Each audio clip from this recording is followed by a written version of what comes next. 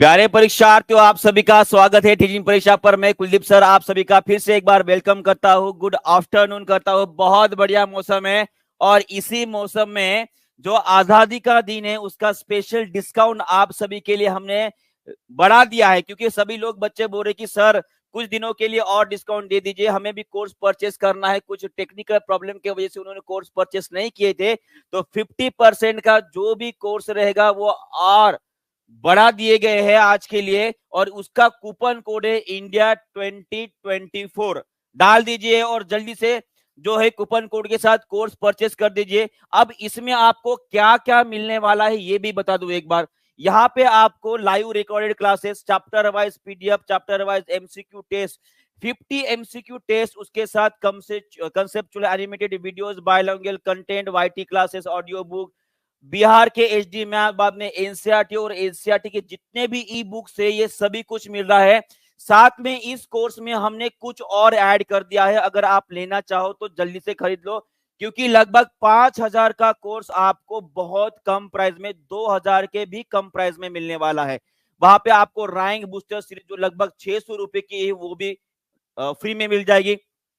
जो एनसीईआरटी की do you know वाली सीरीज जो हम लॉन्च करने वाले हैं जो 99 रुपीज की, वो भी फ्री मिलेंगी। उसके बाद infographics, test, mind maths, premium BPSC book, BPSC TRE के जो 65 सोल्ड पीवाईक्यू पेपर्स रहेंगे वो भी आपको पूरा फ्री में दे देंगे। माने कि 2000 के कम प्राइस में लगभग 5000 का जो है वो पूरा का पूरा मटेरियल आपको मिलने वाला है। इसीलिए बोल रहे कि जल्दी से अपनी सीट बुक कर लीजिए और पढ़ना शुरू कर दीजिए, क्योंकि ओएमआर आई थी आप सभी को पता है, पर कुछ कारणों की वजह से ओएमआर फिर से आने वाली है, ये भी आपको पता है, बराबर है। तो अगर राह देखते रहोगे, माने की शुरुआत हो चुकी है और जल्दी ही इस महीने में या अगले महीने के पहले हफ्ते तक आपका रिजल्ट आने की चांसेस बने हैं। ठीक है, अगर वैसा होता है तो भाई साहब आप पीछे रह जाओगे, पीछे रह जाओगे बाकी लोगों के तुलना में, जिन्होंने लगभग 5-6 हजार लोगों ने कोर्सेस लिए भाई साहब, उन सभी के पीछे रह जाओगे। तो इसीलिए बोल रहा हूं जल्दी से कोर्सेस परचेस कर लीजिए और अपनी पढ़ाई शुरू कर दीजिए। ठीक है, तो चलिए शुरुआत करते हैं आज के पहले क्वेश्चन के साथ। ये दमदार क्वेश्चन आप सभी के लिए ये रहा, सभी लोग इसका आंसर करेंगे। जल्दी से बताइए इसका आंसर क्या रहेगा। क्वेश्चन सबको दिखाई दे रहा है जी? चलिए इसका आंसर करेंगे सभी लोग। चलिए बताइए इसका आंसर क्या रहने वाला है। सभी बच्चे जो जुड़े हैं एक बार लाइक और शेयर भी कर देंगे ताकि और बच्चों तक हम पहुंच पाए। बहुत बढ़िया, चलिए बताइए इसका आंसर क्या रहेगा। यहां पे बोला गया है निम्नलिखित में से कौन सा पदार्थ एक इलेक्ट्रिक हीटर के कॉइल बनाने के लिए सबसे उपयुक्त रहेगा। माने कि अगर मैं इलेक्ट्रिकल हीटर की कॉइल बना रहा हूं तो उसमें ऐसी कौन सी विशेषता उसमें रहनी चाहिए ताकि मैं इसे इलेक्ट्रिकल हीटर करके मैं इस्तेमाल करूं। यहाँ पे बोला गया है W इज इक्वल टू क्या बोला है, क्या उसका गलनांक कम होना चाहिए, प्रतिरोध कम होना चाहिए। X के लिए लो और हाई दिया है, Y के लिए हाई और लो दिया है, और Z के लिए दिया है हाई और हाई। माने कि उसका मेल्टिंग पॉइंट माने कि गलनांक क्या रहना चाहिए और प्रतिरोध क्या रहना चाहिए। आप सभी को पता है, सभी लोग मुझे आंसर करेंगे इस इलेक्ट्रिक हीटर में हम किसकी कॉइल इस्तेमाल करते हैं। किसकी कॉइल इस्तेमाल करते हैं? वो होती है आपकी नाइक्रोम की। किसकी? नाइक्रोम की। सभी लोग कमेंट बॉक्स में लिखेंगे क्या इस्तेमाल करते हैं, नाइक्रोम इस्तेमाल करते हैं। और आप सभी को पता है उसका मेल्टिंग पॉइंट कैसे रहना चाहिए, इसका होता है हाई। उसका मेल्टिंग पॉइंट कैसे रहेगा? हाई रहेगा। और आप सभी को पता है अगर मैं उससे ऊष्मा बनाने वाला हूं, कहने का मतलब उसका रेजिस्टेंस कितना कैसे रहना चाहिए, रेजिस्टेंस माने कि प्रतिरोध, ये भी आपका हाई रहना चाहिए। माने कि गलनांक भी ज्यादा चाहिए और उसका प्रतिरोध भी ज्यादा चाहिए, जो कि आपको मिल रहा है जेड में। माने कि आपका आंसर रहेगा जेड। क्या रहेगा? जेड। ये नए प्रकार का पैटर्न है, ये नए प्रकार का पैटर्न है जो आजकल नई एग्जामिनेशन में यूज किया जा रहा है। हो सकता है इस प्रकार का पैटर्न आगे बीपीएससी भी इस्तेमाल करे, तो इस पैटर्न के लिए भी आपको तैयार रहना है। या समझ में आ गया सभी को? यहां तक क्लियर है?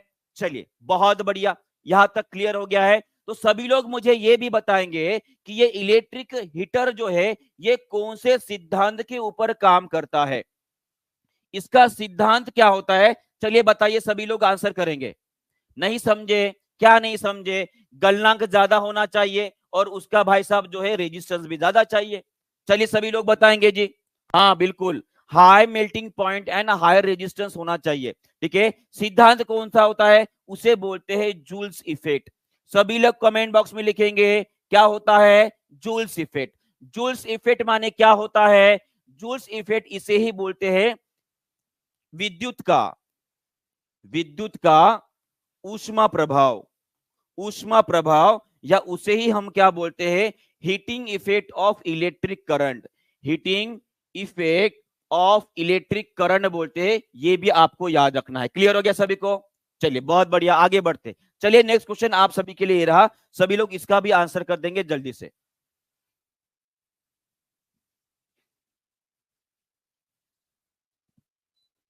सभी लोग आंसर करेंगे, कोई भी पीछे नहीं रहेगा, कोई भी पीछे नहीं रहेगा। ये दौड़ हमें रैंक में लाने के लिए हम कर रहे हैं।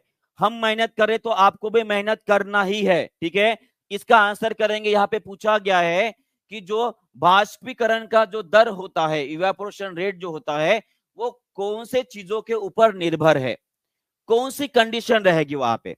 क्या ह्यूमिडिटी के ऊपर रहेगी? क्या उसका रेट जो है ज्यादा रहता है तो किसके ऊपर? इंक्रीज बोला गया यहाँ पे, मान के अगर बढ़ रहा है, क्या वो ह्यूमिडिटी बढ़ने से बढ़ता है? क्या वो विंड स्पीड बढ़ने से बढ़ता है? क्या वो टेम्परेचर कम होने की वजह से बढ़ता है, या सरफेस एरिया कम होने की वजह से बढ़ता है? सभी लोग आंसर करेंगे और सभी ने सही उत्तर दिया है जी। सभी ने उत्तर दिया है इंक्रीज इन विंड स्पीड, माने कि हवा की गति बढ़ने से आपकी जो इवेपोरेशन का रेट होता है बाष्पीकरण का, वो भी बढ़ जाता है। यहाँ पे इंक्रीज बोला गया है, यहाँ पे डिक्रीज होना चाहिए। यहाँ पे वृद्धि बोला गया है, यहाँ पे कम होना चाहिए।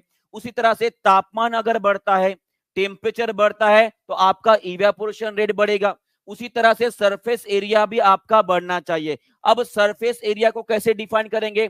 जस्ट एग्जांपल लीजिए, मैंने क्या किया, अब एक कपड़े धोए, कपड़े धोने के बाद ऐसे ही मैंने रख दिया, नीचे रख दिया। अब मुझे बताइए, उसे अगर मैं फैला के नहीं रखूंगा तो क्या कपड़े जल्दी सूखने वाले हैं जी? नहीं सूखेंगे ना। तो आपको उसको फैला के टांग के रखना पड़ेगा। मान के आपने क्या किया, उसका सरफेस एरिया बढ़ाया है। ये सबको समझ में आ गया है? सबको समझ में आ गया है? और जिनको कोई भी कोर्स परचेस करने में दिक्कत हो रही है, तो नीचे में जो है एक नंबर चल रहा है 7611101101, और उसके बाद बाकी के भी नंबर आ रहे हैं। वहां पे आप कॉल कर कर किसी भी कोर्स के बारे में इंक्वायरी कर सकते हैं। अगर कॉल नहीं उठाते हैं कोई, तो आपको व्हाट्सएप पे मैसेज डाल देना है। ठीक है, आपको आंसर मिल जाएगा। क्लियर है? यह आपको समझ में आ गया है? चलिए आगे बढ़ते हैं। उसके बाद ये क्वेश्चन आप सभी के लिए, चलिए बताइए। An electric motor is the device. Electric motor एक ऐसा डिवाइस है, वो क्या करता है, माने कि कौन सी ऊर्जा में परिवर्तित करता है। मैं बता रहा हूं, law of conservation of energy, law of conservation of energy के ऊपर पक्का एक हाथ क्वेश्चन आने वाला है। इसके ऊपर क्वेश्चन आने के चांसेस बहुत ज्यादा बने हैं। तो सभी लोग आंसर करेंगे, जल्दी से बताइए।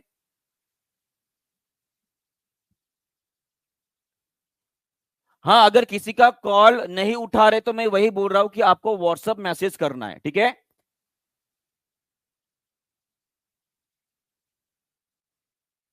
बहुत बढ़िया, सभी लोगों ने आंसर कर दिया है। इलेक्ट्रिक मोटर क्या करते हैं भाई साहब, क्या करता है? इसे हम विद्युत देते हैं, माने कि करंट प्रोवाइड करते हैं, और ये भाई साहब घूमने लगती है। क्या लगती है? घूमने लगती है। इसका मतलब क्या है, हमने विद्युत ऊर्जा को दिया है और घूमने लगे, मतलब ये आपकी यांत्रिक ऊर्जा हो गई। कौन सी ऊर्जा? यांत्रिक ऊर्जा। माने कि आपका आंसर आएगा इलेक्ट्रिक एनर्जी का मैकेनिकल एनर्जी में कन्वर्शन हो रहा है, माने कि आपका आंसर ए रहेगा। आंसर क्या रहेगा? आर रहेगा, ए रहेगा। Okay, okay. उसके बाद देखिए, कोई मुझे इसका एग्जांपल बता सकता है क्या? मैकेनिकल एनर्जी का इलेक्ट्रिकल एनर्जी में कन्वर्ट करने वाला कौन सा डिवाइस होता है? ये होता है आपका जनरेटर। क्या होता है जी? जनरेटर। आप सभी को पता है जनरेटर क्या होता है। जनरेटर माने कि वो जनरेटर की बात कर रहा हूं जो बड़े बड़े पावर प्लांट्स में इस्तेमाल किए जाते हैं। वहां पे पानी की भाप डाली जाती है और उसको जो उसका व्हील होता है वो घुमाया जाता है और घुमाने के बाद आपको क्या मिलती है जी? इलेक्ट्रिक एनर्जी मिलती है। माने कि हमने इसे यांत्रिक ऊर्जा दी और उसने परिवर्तित किया इलेक्ट्रिकल एनर्जी में। इसका एक उदाहरण बता दीजिए सभी लोग। ये सोलार एनर्जी का इलेक्ट्रिकल एनर्जी में कन्वर्ट करने वाला कोई एक उदाहरण बता देंगे सभी लोग। चलिए बताइए इसका आंसर क्या रहेगा जी? इसका उदाहरण क्या रहने वाला है? चलिए सभी लोग बताएंगे। ये इसके बारे में हमने पढ़ा है, सोलार एनर्जी का इलेक्ट्रिकल एनर्जी में, माने कि सौर ऊर्जा का विद्युत ऊर्जा में कन्वर्ट करने वाला एक डिवाइस होता है जिसे बोलते हैं, जी हाँ बिल्कुल सही जा रहे हो भाई साहब, उसे बोलेंगे सोलार सेल, या इसे ही एक और नाम है फोटो वोल्टाइक सेल भी बोलते हैं उसे। ठीक है ना? ये दोनों भी चीजें आपको ध्यान में रखनी है। उसके बाद electrical energy to heat energy convert करने वाले डिवाइस अभी अभी हमने देखे हैं, जो आपका इलेक्ट्रिकल हीटर है, इलेक्ट्रिक हीटर हो गया है, उसके बाद गीजर हो गया है, उसके बाद इस्त्री हो गई है। ये सभी के सभी डिवाइस क्या करते हैं? आपके इलेक्ट्रिकल एनर्जी को हीट एनर्जी में कन्वर्ट करते हैं। तो इस तरह से हर चीज आपको याद रहनी चाहिए, आनी चाहिए। क्लियर है? समझ में आ गया है? चलिए आगे बढ़ते हैं। और ये बहुत सारे उदाहरण यहाँ पे दिए गए हैं, बहुत सारे उदाहरण जो अभी हमने देखा है। ये उदाहरण आपका तो बिल्कुल मन पसंदीदा होना चाहिए। हम जो खाना खाते हैं, हम जो खाना खाते हैं, ये कौन सी ऊर्जा रहेगी? आपकी रासायनिक ऊर्जा रहेगी। कौन सी ऊर्जा रहेगी? रासायनिक ऊर्जा रहेगी। और उससे जो हम काम करते हैं, जैसे कि ये साइकिल चला रहे हैं भाई साहब, तो ये कौन सी ऊर्जा हो गई? मैकेनिकल माने की यांत्रिक ऊर्जा हो गई। क्लियर हो गया जी? ये सभी के सभी क्वेश्चन मैंने एनसीईआरटी से निकाले हुए हैं, एनसीईआरटी से बनाए हैं क्वेश्चन। ठीक है? चलिए इसका आंसर कर देंगे। ये क्वेश्चन आया हुआ है एग्जामिनेशन में, देखते हैं। सर टेलीग्राम पर पीडीएफ मिलेगा का? जी हाँ बिल्कुल पीडीएफ मिलता है। वहां पे हम टेस्ट भी डालते हैं, जैसे कि हर संडे को हमारी टेस्ट होती है, वो हर संडे की जो साइंस की टेस्ट होती है, हम बस उसका जो है टेस्ट, वो आपको वाईटी वाली टेस्ट बोल रहा हूँ। ठीक है? वाईटी वाली टेस्ट आपको टेलीग्राम चैनल के ऊपर ही मिलती है। तो सभी लोग जो है बच्चे एक बार लाइक भी कर देंगे इसी बात के ऊपर और शेयर भी कर देंगे। ठीक है? चलिए सभी लोग जल्दी जल्दी जुड़ जाएंगे और जल्दी जल्दी आंसर भी बताएंगे। बहुत बढ़िया, बहुत बढ़िया। सभी लोग आंसर बता रहे हैं, पर इसका आंसर थोड़ा ढूंढने की कोशिश करते हैं। ठीक है? देखिए इन्होंने क्या बोला है, प्रकाश की एक किरण समतल दर्पण पर गिर रही है। गिरने दो भाई साहब, गिर गई और परावर्तित हो रही है ना? सतह के ऊपर परावर्तित हो रही है। यदि आपतित किरण परावर्तक सतह के साथ, देखिए यहाँ पे गड़बड़ कर दिया आप लोगों ने। यहाँ पे बोला कि आपतित किरण परावर्तक सतह के साथ 40 डिग्री बना रहा है।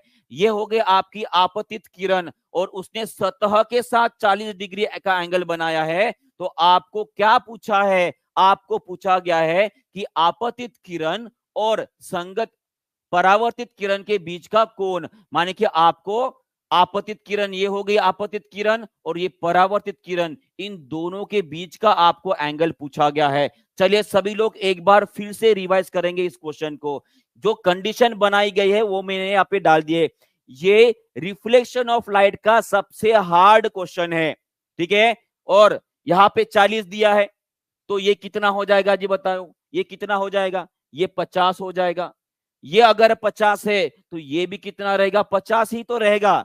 Angle of incident is equal to angle of reflection, हमारा लॉ ऑफ रिफ्लेक्शन बोलता है। माने कि आपका एंगल कितना हो गया भाई जी? 100 डिग्री आंसर आना चाहिए। और मुझे देखना है कि किन किन लोगों ने भाई साहब 100 डिग्री का आंसर क्लिक किए थे। चलिए सभी लोग एक बार हाथ ऊपर कर दे के मुझे बताएंगे कि किन किन लोगों ने 100 डिग्री आंसर क्लिक किए थे। माने कि उनका कंसेप्ट अच्छा क्लियर हो गया है, अभी सबको समझ में आ गया है। चलिए बहुत बढ़िया, आगे बढ़ते। नेक्स्ट क्वेश्चन आप सभी के लिए, ये भी आपके लिए इंपॉर्टेंट क्वेश्चन रहेगा, ये भी आपके लिए इंपॉर्टेंट क्वेश्चन रहने वाला है। सभी लोग मुझे बताएंगे what is the main principle behind the working of periscope. Periscope के जो काम होता है, सिद्धांत होता है, उसका मुख्य सिद्धांत माने कि क्या रहेगा? चलिए बताइए। बहुत बढ़िया, सभी बहुत सारे लोगों ने सही उत्तर दिए थे, बहुत बढ़िया। चलिए इसका आंसर करेंगे सभी लोग। सभी लोग मुझे बताएंगे पेरिस्कोप का मुख्य सिद्धांत कौन सा होता है? ये देखिए आपने कुछ इस तरह का इंस्ट्रूमेंट आपने देखा होगा, है ना? वो जनरली जो आपके पनडुबिया होती है ना, पनडुब्बियां होती है वहां पे इस्तेमाल किए जाते हैं, पनडुब्बियों में। ठीक है, चलिए बताइए सभी लोग। बहुत बढ़िया। टोटल इंटरनल रिफ्लेक्शन बोल रहे हैं, multiple reflection, refraction of light. अभी भाई साहब देखिए, यहां पे आपका आंसर रहेगा मल्टीपल रिफ्लेक्शन। क्या रहेगा? मल्टीपल रिफ्लेक्शन इसका आंसर रहेगा। देखिए कैसे होता है ये थोड़ा जान लेते, ठीक है, जान लेते हैं। देखिए क्या हो रहा है, यहां से लाइट आया, यहां पे जो है दो आईने लगाए रहते हैं, आईने लगाए रहेंगे, इनका एंगल होता है आपका 45 डिग्री। सभी लोग कमेंट बॉक्स में लिखेंगे पेरिस्कोप जो काम करता है वो काम करता है मल्टीपल रिफ्लेक्शन के सिद्धांत के ऊपर काम करता है। ये कैसे काम करता है आपको बता रहा हूं। जैसे कि मान लीजिए मैं यहां से देख रहा हूं, है ना, यहाँ पे कोई एक सुंदर सी कन्या जा रही है, ये एक सुंदर सी कन्या यहां से जा रही है और उसे मैं छुपकर से देख रहा हूं, ठीक है, मैंने देख रहा हूं, उसका कुछ नाम रखते थे भाई साहब, ठीक है भाई साहब, मैंने अगर देख लिया ना तो आपकी जो भाभी जी है मैं बहुत मारेंगे मुझे, ठीक है, तो मैं नहीं देख रहा हूं, ठीक है, आप कोई नहीं बताएगा। हाँ, यहां से देख रहे हैं कोई सुंदर कन्या को, तो सुंदर कन्या से आने वाली जो आपकी प्रकाश की किरणें रहेगी वो 45 डिग्री के ऊपर रखे हुए दो आयनों के बीच में क्या होगी? रिफ्लेक्ट होगी, परावर्तित होगी। कैसे होगी? यहां पे टकराई, सीधे नीचे गई, यहां पे टकराई, सीधे आपके आंखों में चली गई है। माने कि यहां पे लाइट का रिफ्लेक्शन कितने बार हुआ है? 2 बार हुआ है। यहां पे क्वेश्चन ऐसा भी बनता है कि पेरिस्कोप में जो आपके आईने रखे हैं वो कौन से कोण में रखे गए हैं, उनका एंगल क्या रहेगा जी? वो रहेगा आपका 45 डिग्री और ये भी रहेगा आपका 45 डिग्री। यहां पे समझ में आ गया सिद्धांत कैसे रहेगा? समझ में आ गया है? अरे भाई साहब, जो घर की सरकार होती है ना वही सरकार होती है जो हमें चला रही है। अगर उससे नहीं डरेंगे तो देश से बाहर निकाल दिए जाएंगे, वहां पे मोदी जी भी कुछ भी नहीं कर पाएंगे, समझे ना? समझ रहे हो कि बात को? जिसकी शादी हुई है भाई साहब वही समझ सकता है। क्लियर है? चलिए, ये क्लियर हो गया सभी को, समझ में आ गया है? चलिए आगे बढ़ते, ठीक है, चलिए। और ये रही आपकी पनडुब्बी, है ना, इन पनडुब्बी में आपने अक्सर देखा होगा ऐसा कुछ बाहर निकला होता है और यहां से जो है वो देखने का काम करते हैं, ठीक है, पेरिस्कोप। ओके, चलिए चलिए इसका आंसर करेंगे सभी लोग। ये एनसीईआरटी की जो 7वीं कक्षा है ना वहां पे ये एग्जाम्पल आपको दिए हैं और इसके ऊपर क्वेश्चन भी आए हुए हैं, है ना। हाँ जी, डरते हैं तो डरते हैं, इसमें डर, इसमें छुपाने की क्या बात है? चलिए बताइए सभी लोग। क्लीडोस्कोप, ये बचपन में आपने खेला होगा इसके साथ, अगर नहीं खेला होगा तो हमने बनाया भी था, है ना। ये कैसे होता है इसका भी आंसर आपको करना है जी, बिल्कुल सभी लोग आंसर करेंगे। तुक्का मार रहे हो भाई साहब? तुक्का नहीं मारना है, इसका आंसर क्या रहेगा? इसका भी आंसर आपका रहेगा मल्टीपल रिफ्लेक्शन। क्या रहेगा? मल्टीपल रिफ्लेक्शन के ऊपर ही काम करता है ये भी। और आपने कुछ इस तरह की डायग्राम भाई साहब देखी होगी, ये एनसीईआरटी में दिया गया है, ठीक है। आपको कुछ इस प्रकार के विभिन्न रंग के जो है आपको आकार देखने को मिलते हैं। ये है आपका क्लीडोस्कोप। एक जनरली दूरबीन के जैसे होता है, दूरबीन के जैसे होता है। जैसे ही आप किसी चीज को देखने की कोशिश करते हो तो वहां पे बहुत सारे आईने अंदर लगाए होते हैं और उस आईनों में से मल्टीपल रिफ्लेक्शन होता है लाइट का, और भाई साहब ये आपको दिखाई देता है बहुत बढ़िया चीज, है ना। उसे ही बोलेंगे हम क्लीडोस्कोप। माने कि इसका सिद्धांत कौन सा है जी? मल्टीपल रिफ्लेक्शन, माने कि एकाधिक प्रतिबिंब बनाने वाला वो एक इंस्ट्रूमेंट होता है। एक से अधिक प्रतिबिंब बनते हैं। माने कि जैसे कि मैं किसी इंसान को देख रहा हूं तो आपको कुछ इस तरह से दिखाई देगा, इस तरह से दिखाई देगा, गोले गोले में ऐसे अरेंज रहेंगे इस तरह से, ठीक है, इस तरह से दिखाई देते हैं। क्लियर है सभी को? यहां तक समझ में आ गया है? चलिए आगे बढ़ते हैं, आगे बढ़ते हैं। चलिए ये क्वेश्चन बताएंगे सभी लोग।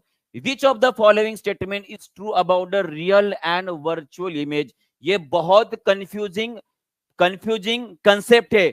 बहुत सारे लोगों को पता ही नहीं होती है कि वास्तविक छवि क्या होती है और आभासी छवि क्या होती है, जिसे हम प्रतिबिंब भी बोलते हैं। चलिए, नहीं डरते हैं सर जी क्योंकि शादी ही नहीं हुई है। चलिए कोई बात नहीं है, एक ना एक दिन तो लड्डू खाना ही पड़ेगा ना आपको।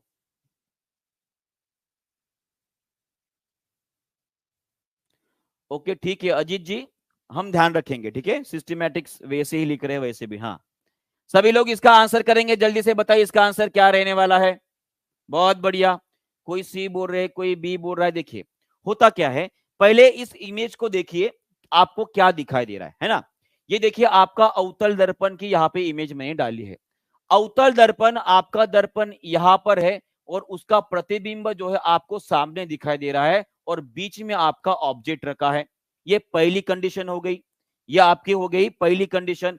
उसी तरह से ये आपका उत्तल दर्पण है ना, और उत्तल दर्पण के अंदर ही आपको प्रतिबिंब दिखाई दे रहा है। माने कि यहाँ पे क्या हुआ है, बीच में आपका इमेज है, एक साइड में आपका ये है आपका अवतल दर्पण है और दूसरे साइड में आपको प्रतिबिंब दिखाई दे रहा है। यहाँ पे उसके अंदर ही प्रतिबिंब दिखाई दे रहा है। ये आपका है समतल दर्पण, है ना, प्लेन मिरर जिसे बोलेंगे।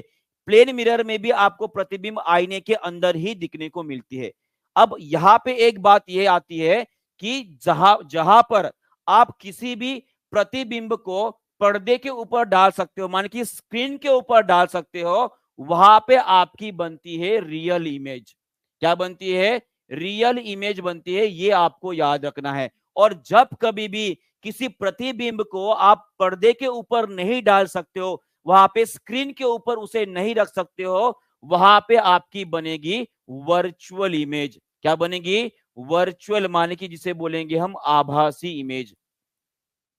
आभासी इमेज बनती है, आभासी प्रतिबिंब बनता है। कहने का अर्थ यह है कि जब कभी भी आप अवतल दर्पण का इस्तेमाल करते हो, अवतल दर्पण में आपका कैसा इमेज बनेगा, रियल इमेज बनेगा। यहाँ पे बहुत इंपॉर्टेंट बात बता रहा हूं, जो मैं बता रहा हूं आप लोगों को कमेंट बॉक्स में लिखना है। अवतल दर्पण की बात कर रहा हूं तो अवतल दर्पण में आपका रियल इमेज बनता है, माने कि वास्तविक प्रतिबिंब बनता है। वही अगर कॉन्वेक्स मिरर, माने कि उत्तल दर्पण और प्लेन मिरर जिसे हम समतल दर्पण बोलते हैं, वहां पे आपका कौन सा इमेज बनेगा, वो बनेगा आपका आभासी इमेज। क्या बनेगा, आभासी इमेज। सबको समझ में आ गया है जी? ये अगर क्लियर हो गया है तो यहां पे आप बता सकते हो कि आंसर क्या रहेगा। आंसर क्या रहेगा, चलिए बताइए सभी लोग। बहुत बढ़िया, हाँ, चलिए सभी लोग आंसर करेंगे। देखिए यहाँ पे क्या ऑप्शन दिए गए हैं, real image can be projected on the screen but a virtual image can not. ये यही तो आपका आंसर रहेगा, यही तो आपका आंसर रहेगा। क्या बोला गया है कि जो वास्तविक प्रतिबिंब होता है उसे हम स्क्रीन के ऊपर दिखा सकते हैं, है ना, पर जो वर्चुअल इमेज होती है वो हम नहीं दिखा सकते। और वही मैंने आपको अभी बताया है, वही मैंने अभी आपको वही बताया है कि वास्तविक इमेज हम पर्दे के ऊपर दिखा सकते हैं, स्क्रीन के ऊपर दिखा सकते हैं, पर वर्चुअल इमेज नहीं दिखा पाते हैं। क्लियर हो गया यहाँ पे, क्लियर हो गया यहाँ पे, बहुत बढ़िया, ठीक है। चलिए आगे बढ़ते हैं, ये आपको समझ में आ गया, ये एनसीईआरटी में आपके दिए बहुत अच्छे से लिखा गया वहां पे, ठीक है। चलिए इसका आंसर करेंगे सभी लोग। What is the focal length of plane mirror. अब आप देख रहे हो हम थोड़े से एडवांस क्वेश्चन की तरफ बढ़ रहे हैं, है ना। जो इजी वाले टॉपिक थे वो तो हमारे लगभग कंप्लीट हो चुके हैं, अभी एडवांस स्टेज में एंट्री कर रहे हैं, लाइट और लेंस में, है ना। अभी सबसे पहले हम क्या पढ़ेंगे, मिरर पढ़ेंगे। उसके बाद पहले लाइट के कुछ क्वेश्चंस लिए थे, लाइट, मिरर और लेंस। फिजिक्स का ये टॉपिक अभी हमारा शुरू हुआ है और जिसमें सभी लोगों को सबसे ज्यादा कंफ्यूजन होता है, फोकल लेंथ कितना रहेगा मिरर, प्लेन मिरर का। सबसे पहले आपको समझना रहेगा कि फोकल लेंथ मतलब क्या होता है। जैसे कि ये आपका कौन सा मिरर रहेगा जी, ये आपका है अवतल दर्पण। ये कौन सा दर्पण है, अवतल दर्पण है। जब कभी भी यहाँ पे आप कोई भी किरणें डालोगे, ये किरणें आ रही है प्रकाश की, तो ये एक जगह के ऊपर जमा हो जाएगी, है ना, एक जगह के ऊपर जमा होगी। जहां पे जमा होने वाली है इसे बोलते हैं फोकस। क्या बोलते हैं, फोकस। और यहाँ पे रहेगा आपका पोल वाला पॉइंट, माने कि इन दोनों के बीच का जो दूरी रहेगा इसे बोलते हैं हम फोकल लेंथ। क्या बोलते हैं, फोकल लेंथ बोलते हैं। अब प्लेन मिरर में क्या होता है, सभी लोग ध्यान देंगे। जैसे कि ये आपका प्लेन मिरर हो गया है ना। अब मुझे बताइए अगर कोई किरण ऐसे आई, टकराई और ये ऐसे ही वापस चली जाएगी, आई, टकराई और वापस चली गई, ये कहां पर जाके मिलने वाले हैं जी, कहां पर जाके मिलेंगे? ये जाके मिलेंगे आपके इन्फिनिटी के ऊपर, अनंत के ऊपर। माने कि वहां पे कहीं तो भी जाके मिलेंगे और यहां से लेकर वहां तक दूरी जो रहेगी उसे बोलेंगे हम फोकल लेंथ। माने कि जो समतल दर्पण होता है उसका उसका फोकल लेंथ कितना रहेगा? इनफाइनाइट रहेगा, अनंत रहेगा। क्या क्या रहेगा? अनंत रहेगा। क्लियर है सभी को? इतना समझ में आ गया है? ओके। अगर ये कंसेप्ट आपको समझ में आ गया है तो एक बार लाइक कर देंगे जिन बच्चों ने लाइक नहीं किया है, और शेयर भी कर देंगे अपने दोस्तों और परिवारजनों के साथ। ठीक है जी, चलिए आगे बढ़ते हैं। ठीक है, चलिए आगे बढ़ते हैं। नेक्स्ट क्वेश्चन, हाँ थोड़ा सा देख लेते हैं कि समतल दर्पण की विशेषता क्या होती है। जो बातें मैं बता रहा हूं सभी बातों को आपको कमेंट बॉक्स में लिखना है, ये आपको याद रखना है। ठीक है, पहली बात ये होती है कि जो भी प्रतिबिंब बनता है समतल दर्पण में वो लैटरली इन्वर्टेड होता है। अब लैटरली इन्वर्टेड का मतलब क्या है? जैसे कि मैंने यह हाथ खड़ी किए, आईने में खड़ा हूं, मैंने जैसे ही राइट हैंड खड़ा किए तो जो दर्पण में आप देख पा रहे हो खुद को वो आपका लेफ्ट हैंड खड़ा करेगा। माने कि क्या हो रहा है? राइट हैंड के जगह पे वो लेफ्ट हैंड खड़ा करेगा। इसे बोला जाता है लैटरली इन्वर्टेड बोला जाता है, माने कि पार्श्वता उल्टा बोला जाता है। ये क्लियर हो गया पहली बात। दूसरी बात, वहां पे हमेशा आभासी प्रतिबिंब बनेगा, वर्चुअल इमेज बनेगा। सभी लोग कमेंट बॉक्स में लिखेंगे मैं जो बता रहा हूं ये बहुत इंपॉर्टेंट टॉपिक है। ठीक है, हाँ लैटरली इन्वर्टेड हो गया, वर्चुअली इमेज हो गया, आभासी प्रतिबिंब बनेगा। उसके साथ साथ यहां पे जो भी इमेज बनेगी वो एग्जैक्टली आपके ही साइज की रहेगी। माने कि अगर मैं खुद को आईने में देख रहा हूं तो जो मेरा 5.5 फुट वाला हाइट रहेगा वही 5.5 फुट वाले कुलदीप सर आपको आईने में दिखेंगे। माने कि साइज ऑफ इमेज जो रहेगा वो कैसे रहेगा? समान रहेगा। कैसे रहेगा? समान रहेगा। क्लियर है?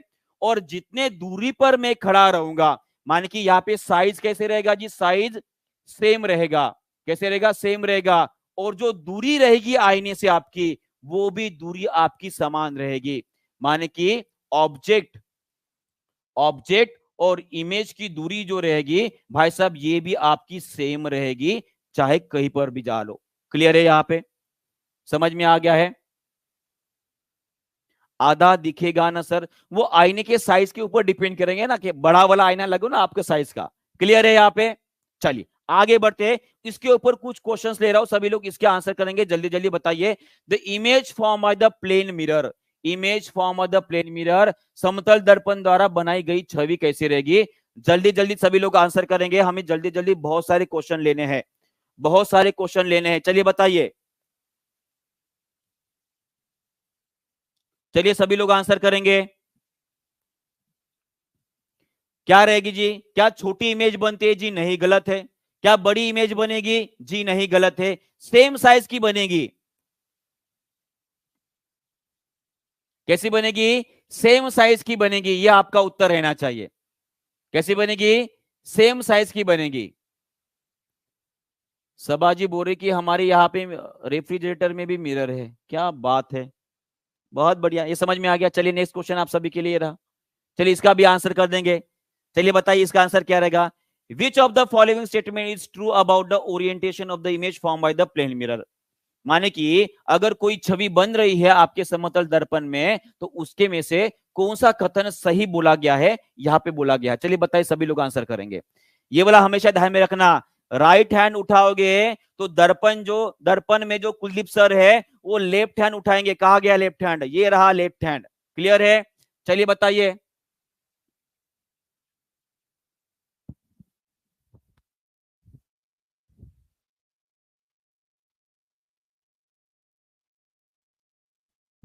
क्लियर है जी?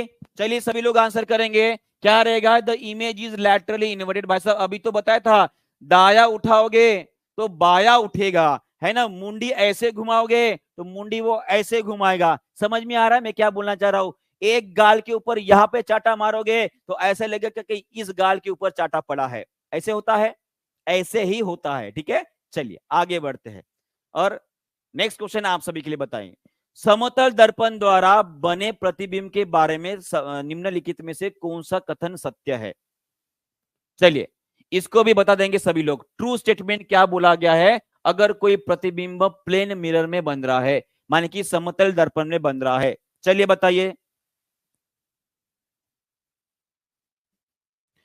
ओके, हाँ क्या रहेगा, इमेज रियल रहेगा, कैसे रहेगा, बहुत बढ़िया, कैसे रहेगा, अच्छा अभी अभी मैंने आपको बताया है कि प्लेन मिरर में जो भी आपका प्रतिबिंब बनता है भाई साहब, जिन लोगों को समझ में नहीं आया है रट्टा मार लो, जो भी बनेगा वो वास्तविक बनेगा।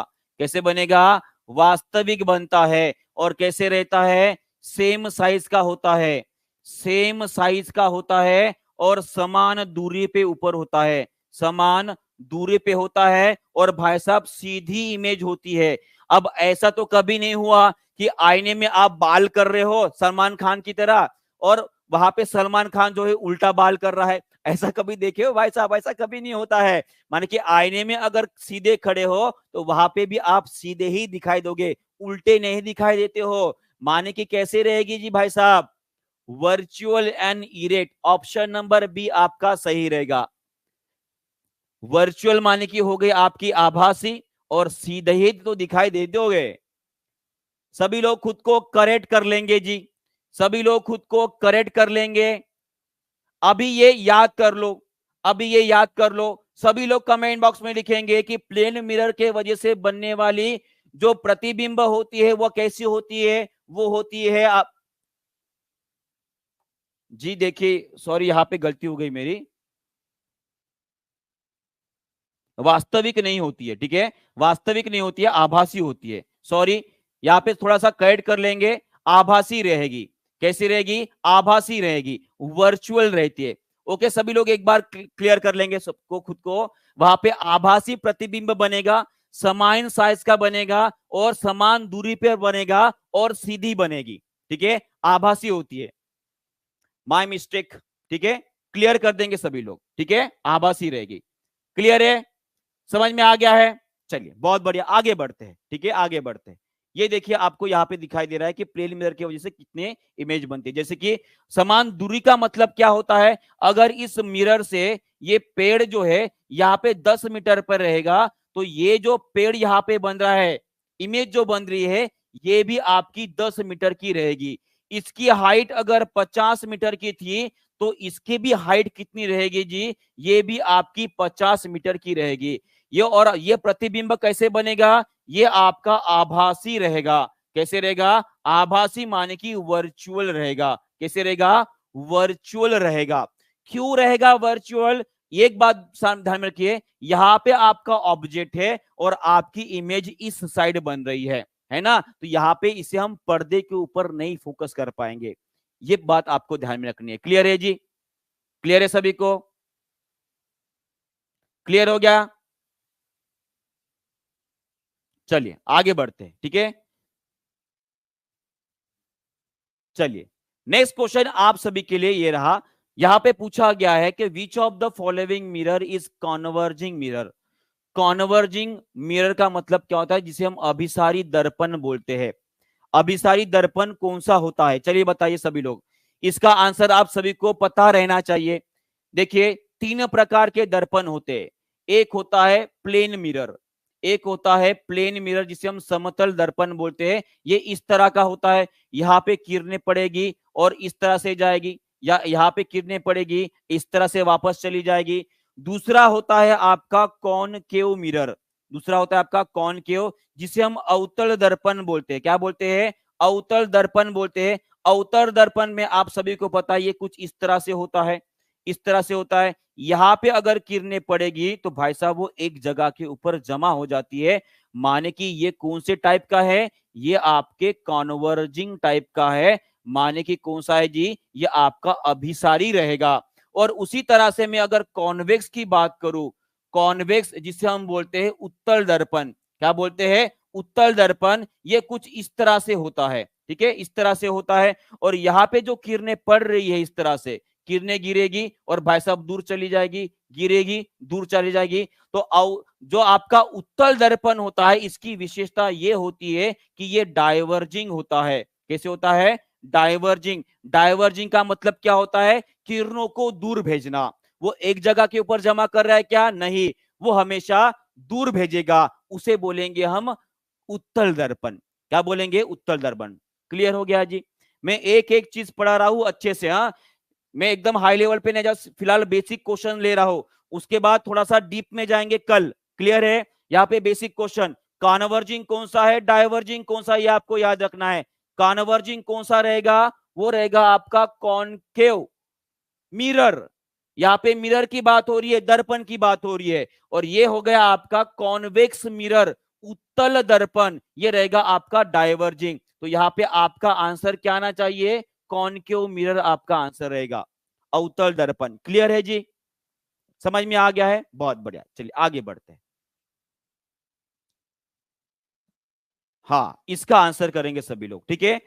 मिरर के ऊपर कुछ बेसिक क्वेश्चन हमने देख लिए है, फिर आगे इसके एडवांस क्वेश्चन लेके आऊंगा। तब तक इसका आंसर करेंगे सभी लोग, ये इंपॉर्टेंट टॉपिक रहेगा सभी के लिए। बताइए, primary function of heparin in human body. हमारे शरीर में हिप्यारिन नाम का एक जो है केमिकल सीक्रेट होता है, एक रसायन निकलता है। उसका काम कौन सा होता है हमारे शरीर में? उसका काम कौन सा होता है हमारे शरीर में? बहुत बढ़िया, सभी लोगों ने आंसर कर दिया जी। इसका आंसर रहेगा to prevent the blood clotting. हमारे शरीर के अंदर वो रक्त का थक्का नहीं बनने देता है। और ये बहुत इंपॉर्टेंट बात है। अगर हमारे शरीर के अंदर रक्त का थक्का बन गया भाई साहब, तो आपको बता दूं, आपको हार्ट अटैक आ जाएगा। क्या आ जाएगा? हार्ट अटैक आ जाएगा। तो ये हिप्यारिन होता है। और हिप्यारिन कौन कहां से निकलता है, ये आपको याद रखना है। कहां से निकलेगा? हमारे लंग्स, लीवर सेल और जैसे ही ब्लड सेल्स होते हैं, यहाँ पे आपका हिप्यारिन बनता है। क्या बनता है? हिप्यारिन नाम का एक केमिकल बनता है, जो एंटी कोएगुलेंट होता है, माने कि थक्का विरोधी होता है। वो थक्का बनने नहीं देता है। अगर थक्के की बात आ रही है तो सभी लोग मुझे बताएंगे, ऐसा कौन सा विटामिन है जो भाई साहब रक्त का थक्का बनने में मदद करता है? रक्त का थक्का बनाने में मदद करता है। सभी लोग इसका आंसर करेंगे। चलिए सभी लोग आंसर करेंगे। बहुत बढ़िया, जल्दी जल्दी। ऐसा कौन सा विटामिन होता है जो रक्त का थक्का बनने में मदद करता है? बहुत बढ़िया, सभी ने आंसर दिया है। वो रहेगा आपका विटामिन के। क्या रहेगा? विटामिन के। बहुत बढ़िया, चलिए आगे बढ़ते हैं। और ये पता है क्या है? ये है आपकी लीच। ये क्या है? लीच। और आप सभी को पता है, ये लीच को अगर आपके शरीर पे छोड़ दे तो इस तरह से वो चिपक जाएगी और खून चूसना शुरू कर देगी। माने कि इसका पोषण कौन से प्रकार का है? इसका पोषण कौन से प्रकार का है? देखते ही इसका आंसर कौन करता है? इसे बोला जाता है पैरासाइट बोला जाता है। क्या बोला जाता है? पैरासाइट बोला जाता है, जिसके बारे में मैंने कल आपको बताया था। उसी तरह से ये भी एक प्रकार का केमिकल रिलीज करती है। केमिकल जिससे कि रक्त का थक्का नहीं बनता है, उसका नाम है हीरुडिन। हीरुडिन। सभी लोग कमेंट बॉक्स में लिखेंगे उस केमिकल का नाम क्या है जी? हीरुडिन। हीरुडिन लिखो। सभी लोग आंसर में लिखेंगे हीरोडिन। सभी लोग आंसर में लिखेंगे हीरोडिन, ठीक है। बहुत बढ़िया। और सभी लोग मुझे बताएंगे, हम मानव में कौन से प्रकार का पोषण होता है? कौन से प्रकार का पोषण होता है, ये भी मुझे आंसर चाहिए। मैंने बोला था ये आप सभी के लिए इंपॉर्टेंट रहेगा। मैंने बोला था ये आप सभी के लिए इंपॉर्टेंट रहेगा। इससे बहुत डर लगता है। ये तो आपको शायद पता होगा, ये तो मेडिसिन करके इस्तेमाल की जाती है ना। इसका आंसर करेंगे सभी लोग। हमारा मानव में कौन से प्रकार का हेलोजोइक? हाँ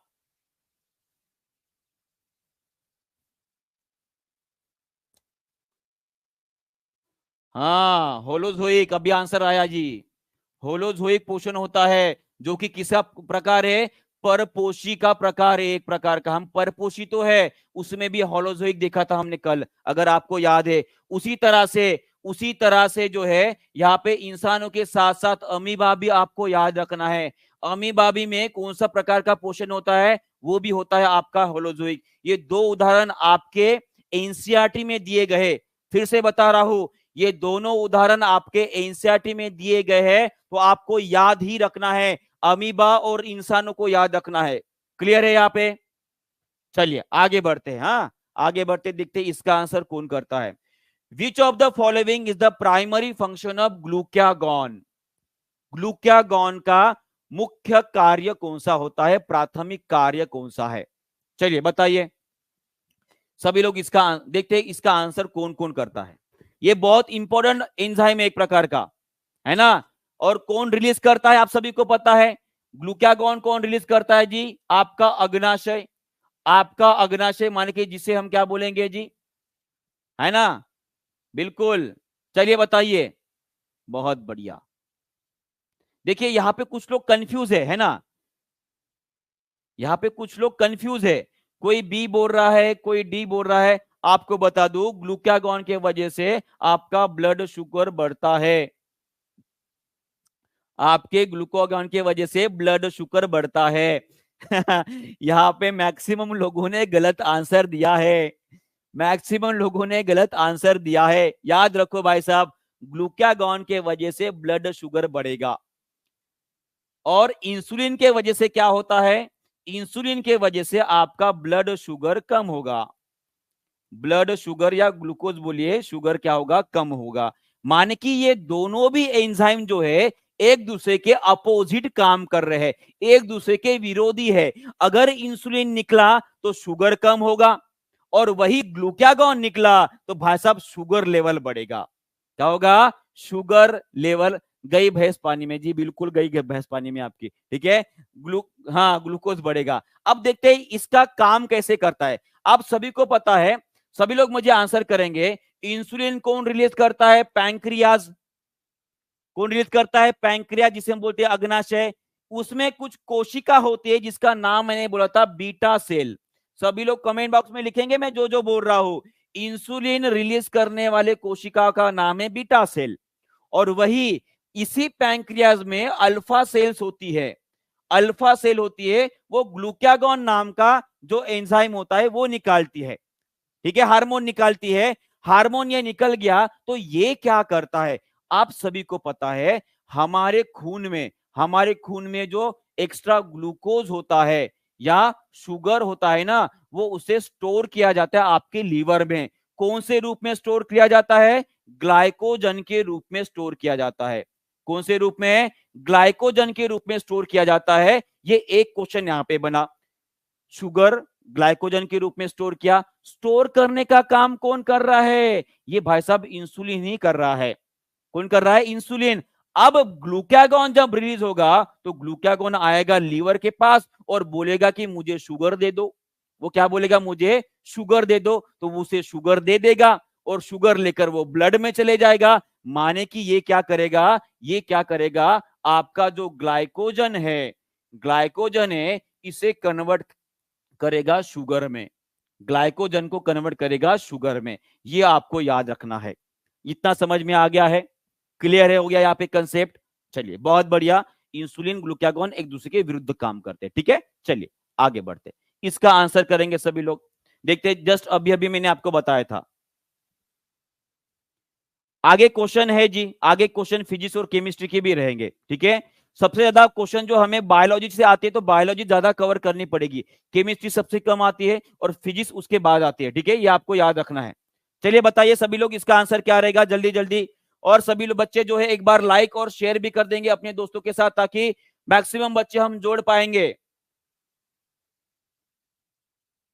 बहुत बढ़िया, बहुत बढ़िया। सभी लोग बोल रहे हैं बीटा सेल। अभी बताया भाई साहब, फिर भी बीटा पे आके रुक गए हो। अभी बताया आपको कि बीटा के ऊपर नहीं जाना है, ठीक है। बीटा सेल रिलीज करते हैं आपका इंसुलिन, इंसुलिन रिलीज करती है। ग्लूकागॉन रिलीज करती है आपकी अल्फा सेल्स, माने कि आपका आंसर रहेगा अल्फा, ठीक है, ग्लूकागॉन, ठीक है। ये आपको याद रखना है। क्लियर हो गया? क्लियर हो गया? चलिए आगे बढ़ते हैं, इसका आंसर कर देंगे सभी लोग। इसके बारे में भी हमने डिस्कस किया है भाई साहब। ट्रिटियम, है ना। ट्रिटियम को याद करो, हमने कहां पे देखा था? ट्रिटियम को याद करो, हमने कहां पर देखा था? चलिए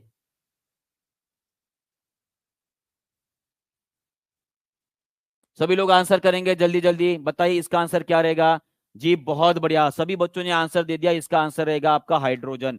ये समस्थानिक होता है आपका हाइड्रोजन का। यहां पे देख लीजिए, हाइड्रोजन के 3 समस्थानिक आपको याद ही रखना है। एक हो गया हाइड्रोजन जिसमें एक प्रोटॉन और एक इलेक्ट्रॉन होता है।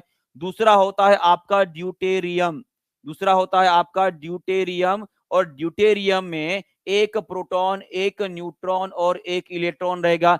तीसरा होता है आपका ट्रिटियम, दूसरा होता है ट्रिटियम होता है, इसमें एक प्रोटॉन, दो न्यूट्रॉन और एक इलेक्ट्रॉन होता है। ये आपको याद रखना है। और इन सभी जो समस्थानिक है आपके हाइड्रोजन की, उसमें से ये ट्रिटियम जो होता है, ये भाई साहब आपका रेडियो एक्टिव होता है। रेडियो एक्टिव होता है माने कि वो उसमें जो है प्रकाश किरणें बाहर निकलती है, अल्फा बीटा गामा नाम की। ये बात भी आपको ध्यान में रखना है। क्लियर हो गया है? यहाँ पे समझ में आ गया सबको मैं किसकी बात कर रहा हूं? ठीक है। और समस्थानिक में क्या होता है? समस्थानिक में अगर आप देख पा रहे हो, यहाँ पे नंबर ऑफ प्रोटॉन सेम होते हैं, मान कि यहाँ पे नंबर ऑफ प्रोटॉन क्या रहेंगे? सेम रहने वाले हैं। और इसी के वजह से जो समस्थानिक होते हैं, जो मैं बात बता रहा हूं बहुत इंपॉर्टेंट बात है, सभी लोग कमेंट बॉक्स में लिखने की कोशिश करेंगे। जो समस्थानिक माने कि आइसोटोप्स होते हैं, उनकी केमिकल प्रॉपर्टी समान होती है। केमिकल प्रॉपर्टी समान रहेगी और वही भौतिक माने कि जो फिजिकल प्रॉपर्टी रहेगी वो डिफरेंट रहेगी। यहाँ पे लिखा है समान रासायनिक गुण रहेंगे और भौतिक गुण अलग अलग रहेंगे। क्लियर हो गया? यहाँ पे क्लियर हो गया? कहने का मतलब होता है, यहां से एक बात आपको ध्यान में रखना है कि जो भी किसी भी किसी भी तत्व की जो आपकी केमिकल प्रॉपर्टीज होती है, केमिकल प्रॉपर्टीज माने कि जिसे हम रासायनिक गुण बोलेंगे, रासायनिक गुण बोलेंगे, वो किसके ऊपर डिपेंड करेंगे? ये डिपेंड करेंगे कि नंबर ऑफ प्रोटॉन कितने हैं उसमें। ये बात सभी लोग कमेंट बॉक्स में लिखेंगे और ये बहुत इंपॉर्टेंट बात है, इसके ऊपर अभी तक क्वेश्चन नहीं आया है। Most important question for all student. जो भी एग्जामिनेशन दीजिए वो अभी तक वहां पे क्वेश्चन ये नहीं पूछा गया है कि जो रासायनिक गुण होते हैं किसी भी तत्व के, वो किसके ऊपर निर्भर करते हैं? वो निर्भर करते हैं आपके नंबर ऑफ प्रोटॉन के ऊपर। किसके ऊपर? नंबर ऑफ प्रोटॉन के ऊपर। क्लियर है? यहाँ पे समझ में आ गया है? चलिए आगे बढ़ते हैं। ठीक है, चलिए इसका आंसर करेंगे सभी लोग। देखते हैं इसका आंसर कौन करता है। जल्दी जल्दी आंसर करेंगे। द नंबर ऑफ न्यूट्रॉन कितने रहेंगे? यहाँ पे परमाणु में न्यूट्रॉन की संख्या क्या रहेगी? और यह आपको परमाणु दिया गया है। क्या लिखा गया है? एक्स के ऊपर 23 और नीचे लिखा गया है 11। आप सभी को पता है ये रहेंगे आपके नंबर ऑफ प्रोटॉन। इसे क्या बोलते हैं? हम बोलते हैं परमाणु संख्या।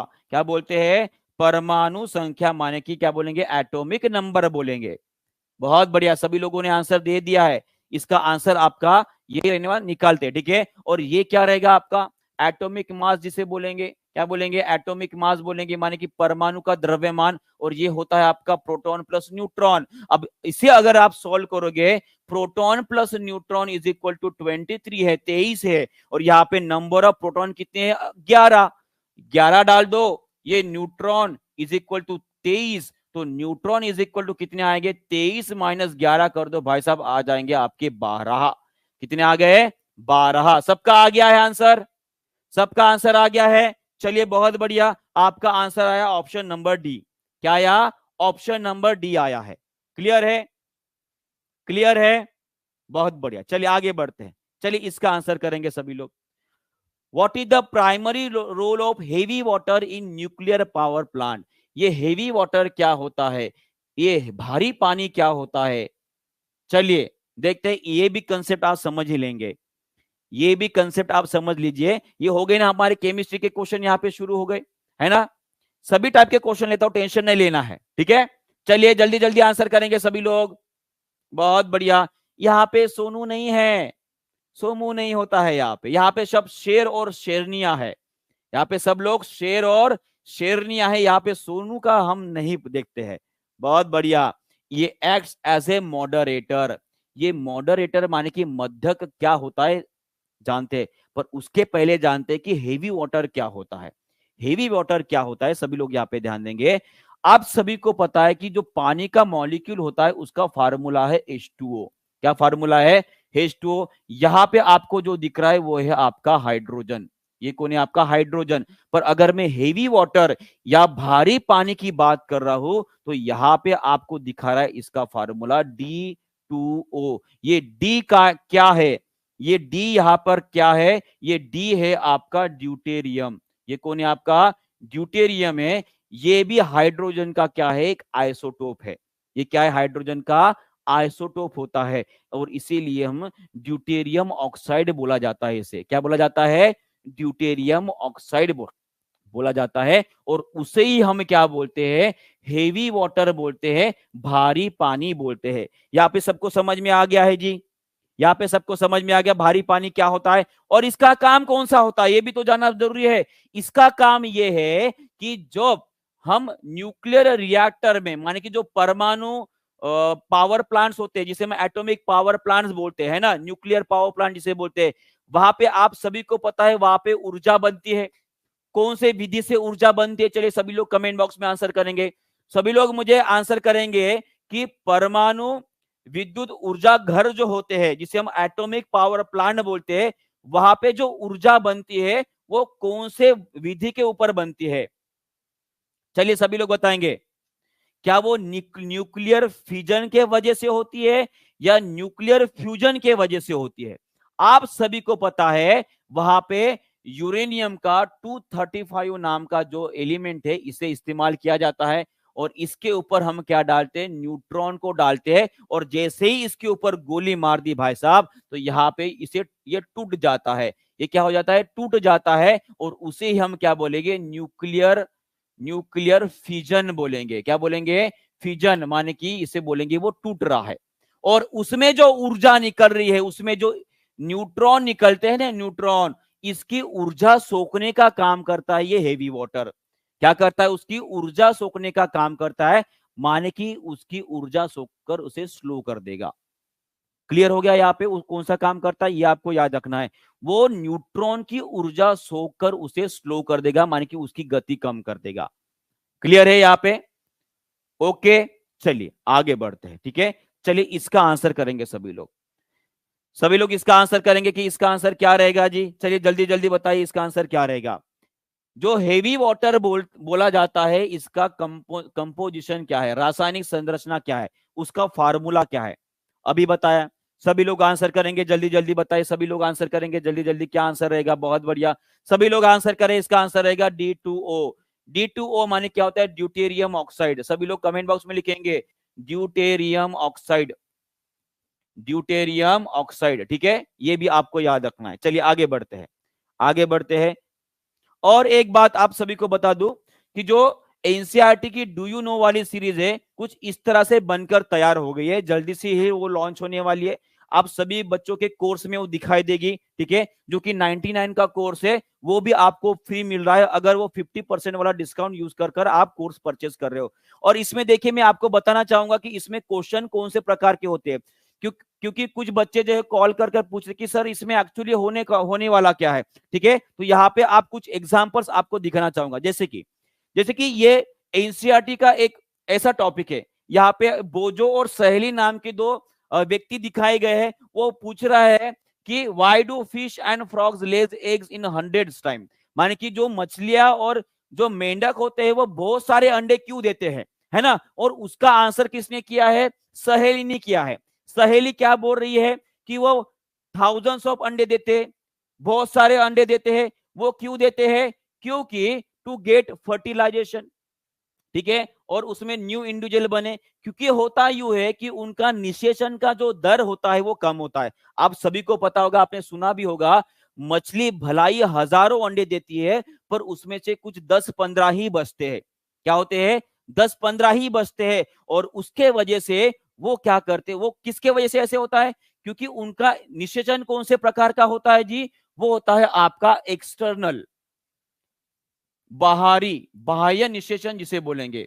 और बाह्य निषेचन जहां पे होता है वहां पे जो नवजात बच्चा पैदा हो रहा है उसके जिंदा रहने के चांसेस बहुत कम होते हैं, जिंदा रहने के चांसेस बहुत कम होते हैं। और इसीलिए वो ढेर सारे अंडे देते हैं ताकि उसमें से 5-10 तो भी बच जाए, ठीक है। ये कारण होता है। और उसमें क्या होता है आप सभी को पता है, जो मेल अपना ये रहेगा, मछली रहेगी। चलिए एक क्वेश्चन पूछ लिएगा हिंदी वाली मैम को, ठीक है, ईशा मैम से एक क्वेश्चन आप सभी लोग पूछ लिएगा। क्वेश्चन ये है कि मछली जो है, ठीक है, वो नर होता है या मादी होता है?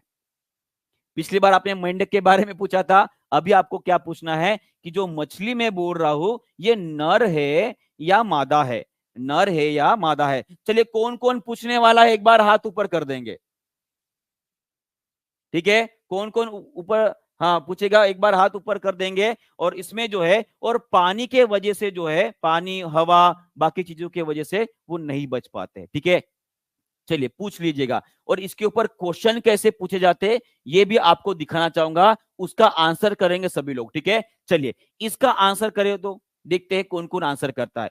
Why do not all eggs laid by these animals get fertilise, माने कि यहाँ पे पूछा गया है कि जो मछली मेंढक हो गए, इनके द्वारा दिए गए ये सभी के सभी अंडे जो है उनका निषेचन क्यों नहीं होता है, उनका निषेचन क्यों नहीं होता है। चलिए बताइए आंसर,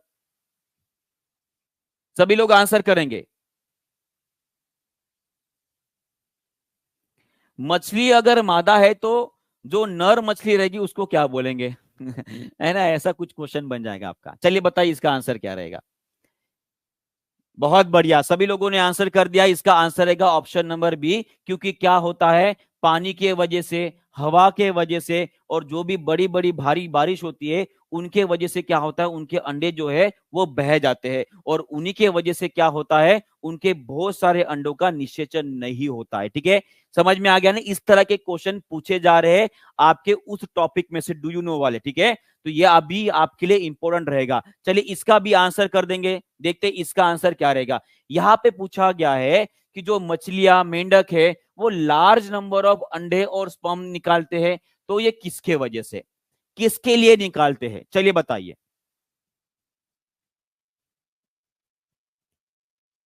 सभी लोग आंसर करेंगे, जल्दी जल्दी आंसर करेंगे सभी लोग। और जिन बच्चों ने लाइक, अरे भाई साहब आपने 500 लाइक कंप्लीट कर दिए, आपने 500 लाइक कंप्लीट किए, आपका बहुत बहुत धन्यवाद।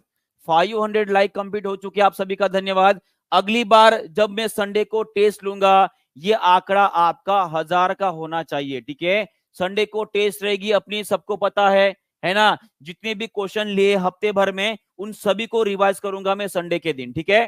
चलिए इसका आंसर कर देंगे, to increase the chances of fertilisation, आपका पहला ही आंसर रहेगा।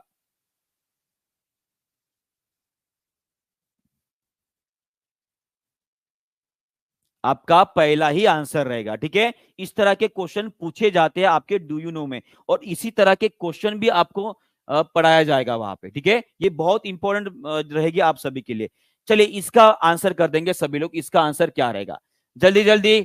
उसके बाद हिंदी का लेक्चर शुरू होने वाला है, तो इसका आंसर करेंगे। इसके बारे में हमने कल पढ़ा था, सभी लोग मुझे बताएंगे कि इमली में कौन सा अम्ल पाया जाता है, इमली में कौन सा अम्ल पाया जाता है, चलिए बताइए। बहुत बढ़िया, सभी लोग आंसर कर रहे हैं। टार्टरिक, कौन सा होता है, टार्टरिक अम्ल होता है, बहुत बढ़िया, ठीक है। चलिए ये सभी को पता है, ये रही इमली। हाँ कितने दिन हो गए इमली नहीं खाए हैं, मुंह में पानी आ जाता है, ऐसा क्यों होता होगा? कोई बता सकता है कि जैसे ही इमली का नाम सुने भाई साहब मुंह में पानी आ जाता है? चलो इमली खा लियो, देखो कितनी टेस्टी लग रही है, इसका रंग भी देखिए कितना खिला खिला है ना। ऐसे लग रही कि ब्यूटी पार्लर से बस अभी अभी निकली है ना। चलिए कोई बात नहीं, इसका आंसर कर देंगे सभी लोग, चलिए इसका आंसर करेंगे, बताइए। Who is consider father of angiology?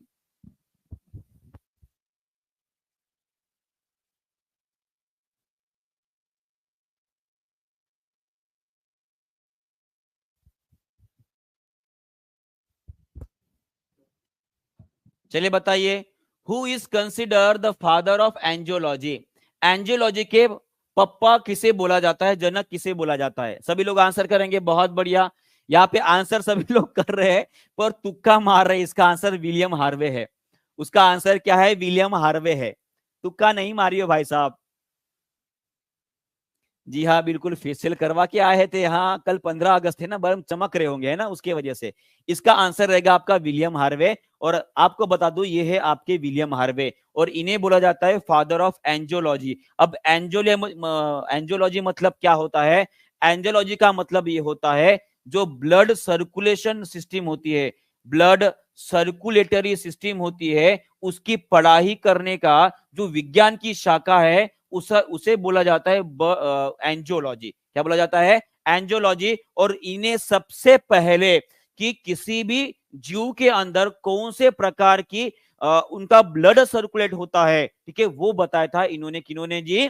William Harvey जी ने। इसलिए इन्हें बोला जाता है, एक और नाम है, इसे सर्कुलेटर भी बोला जाता है।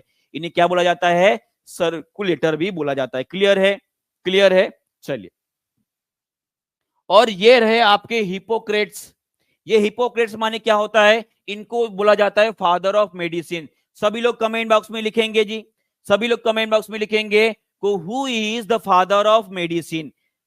जी, दवाई शास्त्र जो है, जिसके ऊपर अभी पूरी की पूरी दुनिया जिंदी है भाई साहब, उनके जनक कौन है? उनके जनक है हिप्पोक्रेट्स। कौन है जी? हिप्पोक्रेट्स। ठीक है सर, कैसे कोर्स परचेस करें? सबसे पहले तो नीचे दिए जो नंबर चल रहा है उसके ऊपर आप कॉल कीजिएगा। अगर कॉल नहीं उठा रहे कोई या रिस्पॉन्स नहीं आ रहा है तो व्हाट्सएप नंबर भी है, व्हाट्सएप नंबर के ऊपर एक मैसेज डाल दीजिए भाई साहब, आपको कॉल तुरंत आ जाएगा। क्लियर है जी? चलिए, ये आपको समझ में आ गया है। इसका भी आंसर कर देंगे सभी लोग। चलिए बताइए, अगर मुझे गैस दी गई है तो उससे अगर मुझे लिक्विड बनाना है, माने कि कोई तरल चीज बनानी है, तो उसे मैं किस विधि से बना सकता हूं? चलिए बताइए। ये आंसर आपका क्वेश्चन आया हुआ है, हिंदी की क्लास चल रही है जी। अभी ये आखिरी का क्वेश्चन समझ लीजिए, उसके बाद मैं आपको होमवर्क दे दूंगा। चलिए बताइए, इसका आंसर क्या रहेगा सभी बच्चे? जो कल हमने शपथ ली थी कि अगली बार 15 अगस्त में जो तिरंगा फड़केगा भाई साहब, उसके नीचे में सलामी देने वाला हो, तो सभी लोग सलामी देने के लिए तैयार रहेंगे और पूरे जोश से पढ़ने के तैयार रहेंगे। ठीक है, इसका आंसर करेंगे। इसका आंसर क्या रहेगा? चलिए, बहुत सारे लोगों ने बताया कि सर हम दाब घटाकर कर सकते हैं, दाब बढ़ाकर कर सकते हैं, ताप घटाकर भी कर सकते हैं। जी हाँ, ये दोनों से विद्या करते, माने कि आंसर आपका सी रहेगा। क्या रहेगा? ऑप्शन नंबर सी रहेगा। माने कि गैस का आपका तापमान अगर आप कम कर रहे हो तो आपको लिक्विड मिलेगा। जैसे कि पानी की भाप है, उसे ठंडा कर दो तो आपको पानी मिल जाएगा। और वैसे गैस को अगर आप दाब दे रहे हो, दाब बढ़ा रहे हो, तो उससे भी आपका लिक्विड बन जाएगा, तरल बन जाएगा। इसका एग्जाम्पल आपको बताता हूं। आपके घर में ये जो एलपीजी आ रहा है, इसका नाम क्या है? इसे बोला जाता है लिक्विड पेट्रोलियम गैस। क्या बोला जाता है? लिक्विड पेट्रोलियम गैस बोला जाता है। उसी तरह से गाड़ियों में अभी जो सीएनजी का इस्तेमाल किया जा रहा है, वो भी एक एग्जाम्पल है। आप सभी को पता है, इनको गैस को बहुत ज्यादा प्रेशर दिया जाता है और उससे वो लिक्विड में कन्वर्ट किए जाते हैं। उस विधि को बोला जाता है आपका गैस का द्रवीकरण। क्या बोला जाता है? गैस का द्रवीकरण, माने कि लिक्विफिकेशन ऑफ गैस बोला जाता है। सबको समझ में आ गया है? सबको समझ में आ गया है? तो एक क्वेश्चन आप सभी के लिए रहेगा, सभी लोग मुझे बताएंगे कि एलपीजी में कौन सी गैस होती है और उसी तरह से सीएनजी में कौन सी गैस होती है। इसे आप कमेंट बॉक्स में इसका आंसर लिखेंगे।